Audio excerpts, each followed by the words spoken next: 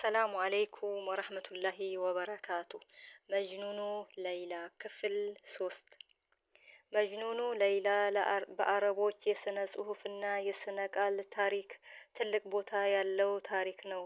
ምናልባትም የአረበኛ ሥነ ጽሑፍ ውጤቶች የገጣሚን የግጥም ቤቶች በመመዝገብና በኩል የዚህን ታሪክ ያህል ትኩረት የሰጡትን እውቅና ስርጭትም ያገኘ ታሪክ የለም ቢባል አልተጋነነም። የየትኛውንም አፍቃሪ ታሪክ ቀይስ በለይላ ፍቅር የሆነው የተገላበጡበትን ያህል የተገላበጡበት ታሪክ የለም። የዚያ ድንቅ አፍቃሪ ታሪክም እስካሁን ድረስ በአረቦች ዘንድ ያልተዘነጋ ክስተት በመላው ዓለም ልሂቃን እና በእኛ ሀገር ዑለማዎች ሳይቀር የፍቅር ምሳሌ ሆኖ ሲዘከር የኖረ ያለ ሕያው ገድል ነው። በኸሊፋው መርዋን ኢብኑል ሀከምና አብዱል መሊክ ኢብኑ መርዋን ዘመን ሂላፋ በጣም ተደማጭና ተቀባይነት የነበረው ባለበት የሆነ ሰው ነበር። እሱም አልሙለወህ ቢን ሙዛሂም የተባለው ከበኒ አሚር ጎሳ ሹማምንቶች መካከል አንዱ ነው። ይህ ሹም በውበታቸው ተወዳዳሪ የሌላቸው እንደ ጨረቃ የደመቁ የሚባልላቸው 3 ወንድ ልጆች ነበሩት። በሚገርም ሁኔታ ሁሉም በአረበኛ ስነ ግጥም እና ስነ ቃል በጣም የታወቁና የሚራቀቁ ነበሩ። ከዚህ ልጆች መካከል አንደኛውና ትንሹ ቀይስ የዚህ ታሪክ ባለቤት ነው። ቀይስ ኢብኑል ሙለወህ ወይንም መጅኑኑ ለይላ የለይላዋ እብድ በሂጅራ አቆጣጠር በ24ኛው ዓመተ ምህረት ተወልዷል። የበኑ አሚር ጎሳ ያዘለው መሬትን በነጂድ አውራጅ ታቅፎ የዚህን ገና አጥንቱ ከመጠንከሩ በፊት አንስቶ ያፈቀራትን ሴት ልቡ ውስጥ አደላድሎ እሷን በመሻት ከሰው ተገልሎ እድሜውን ሙሉ ሲሰቃይ የኖረና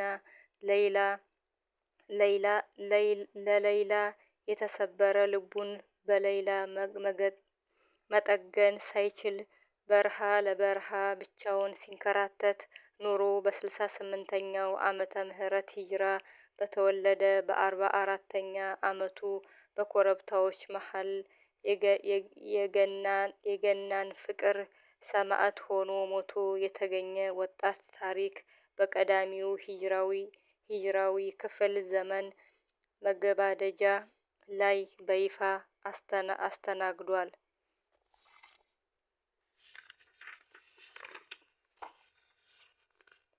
ይህ ወጣት በአረቦች ታሪክ በታላቅ ፍቅሩ የታወቀ ዝናውም በአረቦች ከአረቢያ ምድር ተሻግሮ መላው ዓለም ያነቃነቀ በዕድሜ ከወንድሞቹ ያነሰ ከመሆኑ ጋር ከነሱ በተለየ በወኔና ተነሳሽነቱ ከሰዎች ጋር ቀለል ባለ ተግባቢነቱ በስነ ቃል ክህሎቱ ከመልከ መልካምነቱ ጋር በተንዠረገገው ቁመቱ ከየትኛውም የአረቢያ ምድር ወጣት ልቆ የተገኘ በዘመኑ ድንቅ ሊባል የቻለ ወጣት ነበር። በአኗኗሩ የየዛኔው የአረቦች ስርዓትና ደንብ በአግባቡ የተላበሰ ይሉኝታና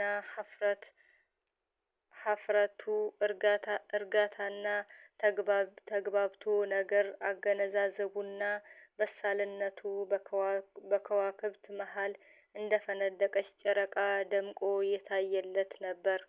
የስነ ግጥም ችሎታው የታየውና ለመጀመሪያ ጊዜ ስንኝ የቋጠረው ገና የ7 ዓመት ልጅ ሳለ እንደነበር በስፋት ይነገራል።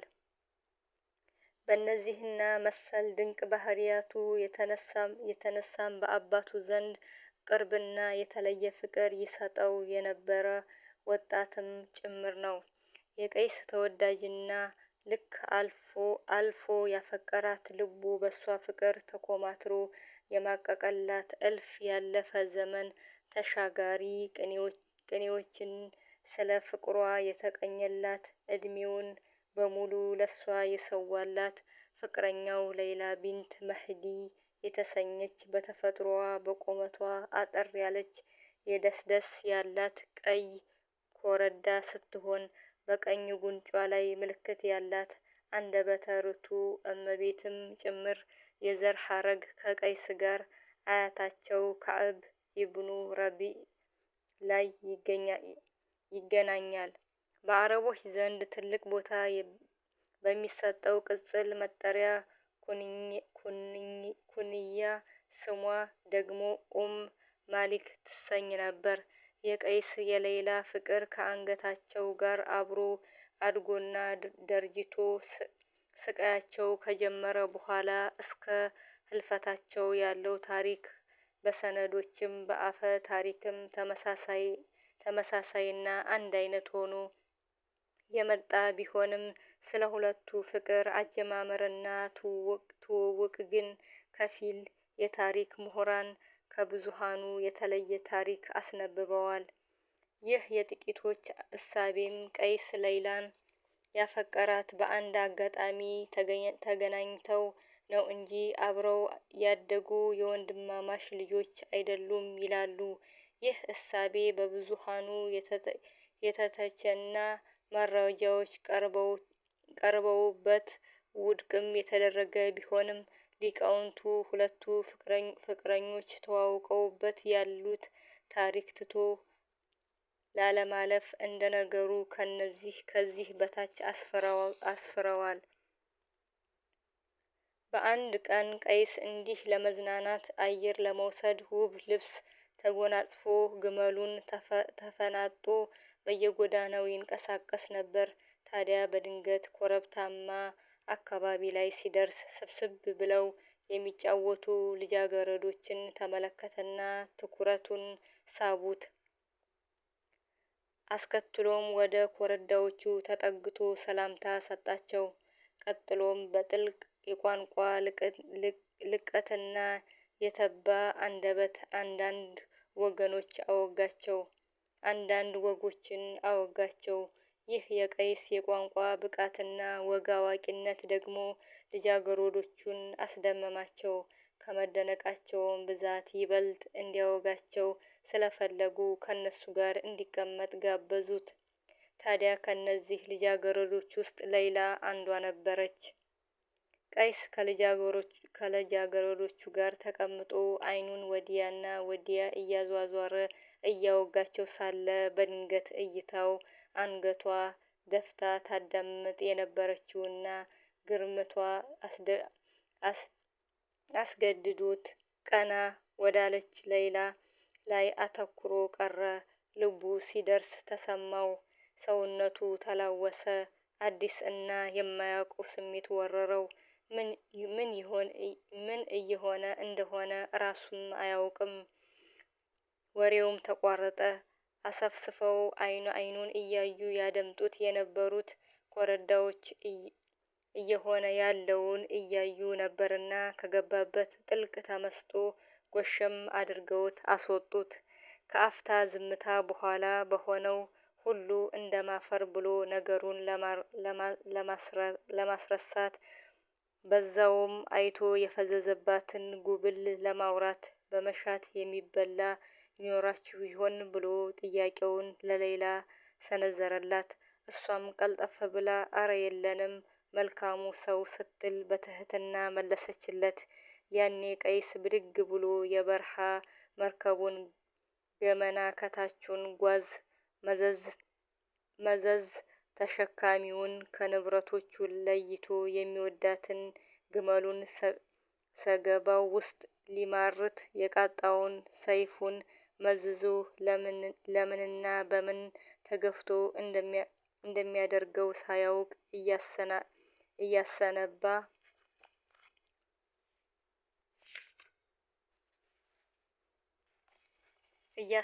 እያሰነባ አረዳት።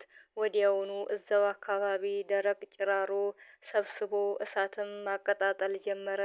ይህን እያደረገ ከሌሎቹ ሴቶች ለይቶ ሌይላን ልዩ ልዩ ወጎች ያውጋት፣ ስለ ረቂቁ የአረበኛ ስነ ግጥሙ ያወራት፣ ስንኞቹንም ያነብላት ነበር። በመሃልም ስጋውን ጥብስ ትበያለሽ ብሎ ጠየቃት። ሌሎቹ ኮረዳዎች መረሳታቸው እንዳስቀናቸው በሚያሳብቅ ሁኔታ እኩል አዎ እንባባላለን አሉ። እሷም በአዎንታ አንገቷን ነቀነቀችለት። ቀይስ ከነሱ ጋር ድምጽ ይልቅ የሌላን የምልክት እሽታ ወደ ቀልቡ ዶለው። የምትናገረውና ለሱ መልስ ለመመለስ የምትጠቀማቸው ድርጊቶች፣ ቃላቶች ሁሉ እሱን ለመሳብ የምታደርገው ሆን ብላ የምታማልለው ሆኖ ይታየው ነበር። እናም ገና የእሽታ ምልክቷን እንዳየ ካረዳት ግመል ላይ ስጋ ዘንጥሎ እሳት ላይ አስቀመጠ። እናም ስጋው እስከሚጠበስ ለመብል እስኪደርስ ፊቱን ወደ ሌይላ አዙሮ ስሟን ጠየቃት። ሌይላ ብላ ስትሽኮረመም ሰውነቱ ነዘረው። ብቻ እያረፈ ልቧ ውስጥ ለመግባት ይረዳኛል ያለውን አስደማሚ ወግ ያጫውታት ያዘ። በዚህ መሃል ከሌይላ ጋር እያወራ አእምሮ በሀሳብ ተወጥሮ አይኑን ከአይኗ አልነቀል ብሎ ሰውነቱ ከቁጥጥር ውጭ ሆኖ ነበር። በድንገትም እሱን ከሀሳብ መስመጥ የምታወጣው መስሏት ወደ እሳቱ እያየች እስኪ ስጋው መብሰሉን እየው አለች። እሱም ከመቀጽበት ከነ ሀሳቡ ፊቱን አዙሮ ስጋው ውሃ ላይ የተነከረ ይመስል ከፉሙ ላይ ሊያነሳ በመሻት በሁለት እጁ ተከመረበት። ሁሉም በጣም የጋለና ፉሙም በጣም የጋለና ነበልባል የዋጠው ነበር። ቀይስ ራሱን ስቶ ወደቀ። እሳቱ ላይ ያሳረፋቸው ሁለቱም መዳፎቹ በእሳቱ ክፉኛ ተለበለቡ። ሌይላ ይህንን ስታይ ተፈናጥራ ተነስታ እጇን በጉፍታዋ ሸፍና ስታበቃ የቀይስን እጅ እየተለበለበ ካለበት እሳት መንጭቃ አወጣችው። እየሆነ ያለው ማመን አልቻለም። ቀይስ ከመጣ ጀምሮ ትኩረቱን እሷ ላይ ማድረጉንና ሁኔታዎቹን እያስተዋለች በማስታወስ ልቡ ውስጥ እንደገባችና እንደወደዳት ተረዳች። እንዲህ እየሆነ ያለው በሷ ምክንያት መሆኑን ስትረዳ ደግሞ በሷ አፈረች። ለሱ ደግሞ አዘነች። ፊቷ ሁሉ በቅጽበት ተቀያየረ። ያን ቀን ቀይስ ምሽቱን ከነ ሌይላ ዘንድ አሳለፈ። ምሽቱ ገፍቶ ሲመጣም ባይፈልግም የግዱን ከነሱ ተለይቶ ልቡ ሳይረጋጋለት ወደ ቤቱ ተመለሰ። በጉዞ የተለበለበ እጁን አስሬ እያየና ሌይላ እያሰበ በግመሉ የመጣውን መንገድ ሳይመለስ በእግሩ ተጉዞ በቶሎ ቤቱ ደረሰ። ሙሉ ሌሊቱን ስለ ሌይላ እያሰበ እንባ እየተናነቀው እንዲሁ እንቅልፍ በአይኑ ሳይዞር ነጋ። ያን ሌሊትም በርካታ የግጥም ቤቶችን እየቋጠረና እያነበበ አሳለፈ። የዚህ መሰል ታሪክ ዘጋቢዎች እንደሚሉት በሁለተኛው ቀን ሌይላ ቀይስን ለግብዣ እና ለወግ ጠራችው። በወቅቱ ቀይስ አንዳች ጎታች ነበር እንደሚጎትታት ተገንዝባ ነበር። ሌይላ በተፈጥሮዋ የቀደሙት አረቦች ታሪክ መስማትና በስነ ግጥም መራቀቅን አጥብቃ ትወድ ነበር። ቀይስ ደግሞ በእነዚህ የተካነ ነው። ይህ ሁኔታም በሁለቱ ልብ ውስጥ ፍቅር ይጠነሰስ ዘንድ ምክንያት ሆነ። ከዛ በኋላ ሁለቱም ተዋደው ጥቂት ቢሆንም በድብቅ መልካም ጊዜ አሳልፈዋል። ይህ ከላይ ያሰፈርኩት የጥቂቶቹ ምሁራን መላምት ነው። ቀድሞ እንደገለጽኩትም እንደ ታሪክ ዘልዬው እንዳላልፍ ብዬ እንጂ ታሪኩ ብዙም ሚዛን የሚደፋ አይደለም። በአላህ ፍቃድ ሙሉውን በብዙሃኑ ልሂቃን በአንድ ቅኝት የተዘገበውን ከልጅነት እስከ እውቀት የዘለቀ ታሪክ ከዚህ በታች አቀርባለሁ።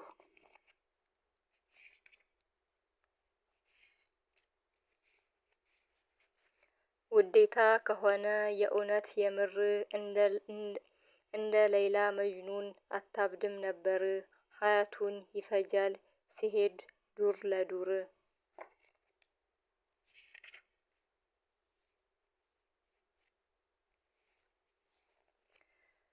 ፍቅር ከሚሉት ጉድ ጠባሳ አስከትሎ ከሚሰረስረው ከመውደድ በሽታ ማን ነው የሚሽረው? ሌይላ በዝምድና ደረጃ የቀይስ የአጎቱ ልጅ ናት። የወንድማማች ልጆች ናቸው ማለት ነው። በልጅነታቸው ሁለቱም በየፊናቸው የቤተሰቦቻቸውን በግና ፍየሎች ከነ ግልገሎቻቸው ሰውባ ወይም ተውባድ ተራራ አቅራቢያ በመዋል ያግዳሉ፣ ያለቅማሉ። ከእንስሳቱ ጋር እየተጫወቱ ፍቅርን፣ እዝነትን፣ አብሮነት ይመራሉ። የወደፊት ባህሪያዊ ማንነታቸው መሰረቱ የሚጠነሰሰው ከዚህ የእረኝነት ወቅት ነው።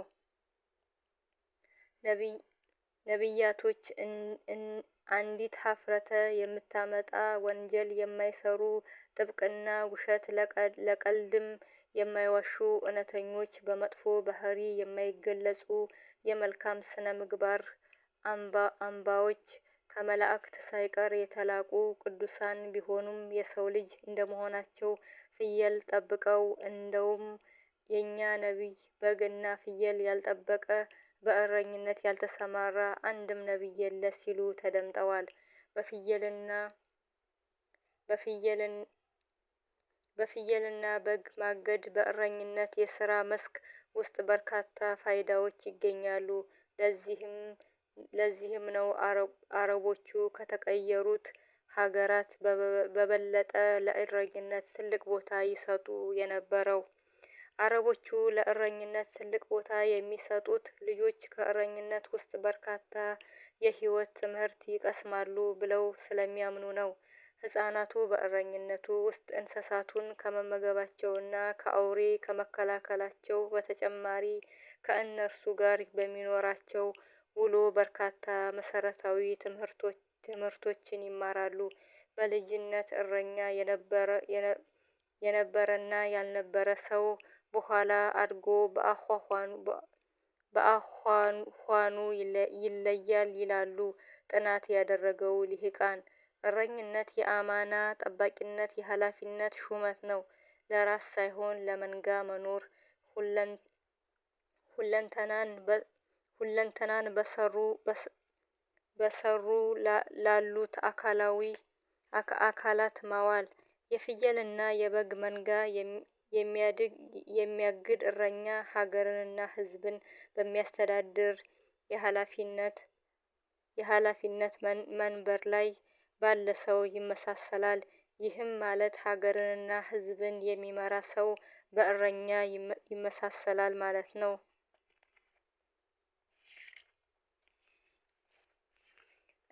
እንደሚታወቀው እንስሳት እንደ መደባቸው ሁሉ ባህሪያቸውም ለየቅል ነው። ፍየሎች ቀዥቃዦች ናቸው። በአንድ ቦታ አይረጉም። የሚመገቡትም ቅጠላ ቅጠል ነውና አለታማ በሆነ ገደል መንጠላጠል፣ እሾሃማ በሆነ ቁጥቋጦች መስገር ልማዳቸው ነው። ይህ ደግሞ ለፍየሎች አደገኛ ነው። ለእረኞችም ጭምር። በጎች ደግሞ ረጋ ያሉ ቢሆኑም ፍየል በልታ በበግ ታብሳለች እንዲሉ ልግሞችና ሞኝ ቢጤ ናቸው።